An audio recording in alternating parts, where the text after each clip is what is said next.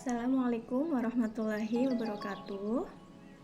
Terima kasih untuk mahasiswa kedokteran yang telah mengadakan kegiatan penyuluhan ini. Dan terima kasih juga untuk bunda-bunda yang telah ikut berpartisipasi dalam kegiatan ini. Perkenalkan Bun, saya Arin, saya bidan wilayah Kober. Ya, di sini saya akan menjelaskan sedikit tentang persiapan sebelum kehamilan yang pertama, yang kedua persiapan saat kehamilan, yang ketiga persiapan saat persalinan. Ya, ada beberapa persiapan. Yang pertama persiapan sebelum kehamilan, ya, yaitu ada 3 poin ya Bun ya yang harus disiapkan, yaitu yang pertama psikis, yang kedua fisik, yang ketiga finansial. Yang pertama psikis, misal bunda ingin promil, itu harus sudah siap secara psikis ya Bun ya, harus menerima kehamilan itu.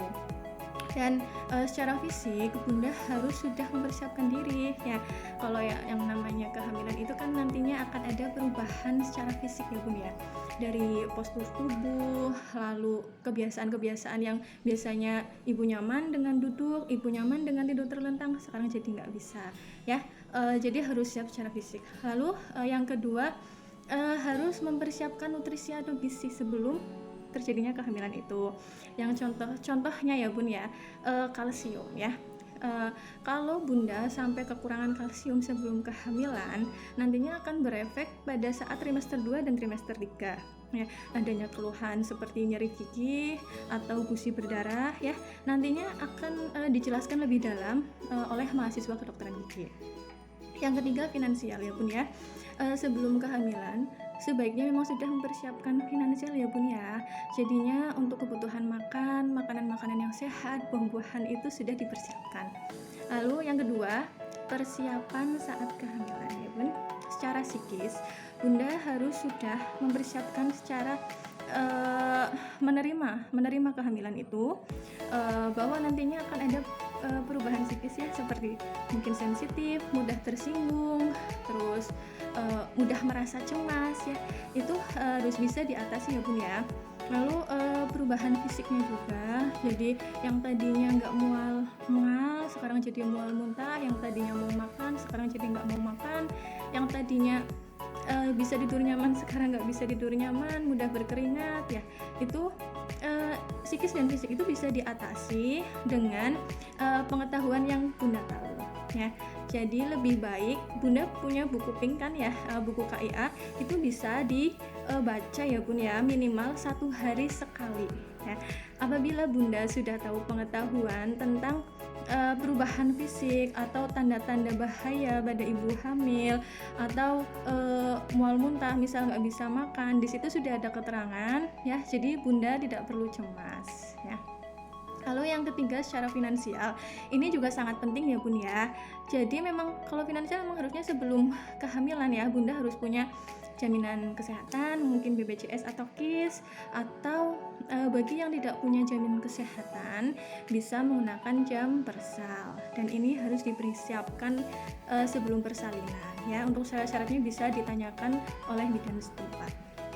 Terus apabila ibu ingin menggunakan umum ya bisa dengan cara menabung ya Bun ya.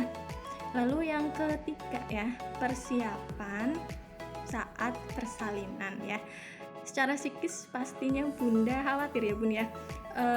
Pastinya bunda ada kekhawatiran nanti bersalinannya gimana, nanti bisa lahir spontan atau tidak, apakah nanti saya akan melahirkan secara sesar, terus nanti bagaimana kondisi saya setelah bersalin seperti apa. Pastinya banyak psikis yang seperti itu yang mengganggu ya Bun ya. Nah itu juga bisa diatasi ya Bun ya dengan cara membaca buku KIA. Di situ sudah ada pengetahuan yang bisa ibu tahu.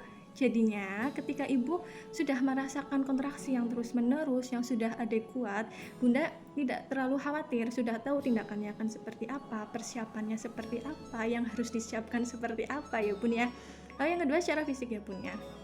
Secara fisik memang yang namanya bersalin itu pastinya ada rasa nyeri atau kontraksi di perut bunda, karena untuk mendorong proses pembukaan.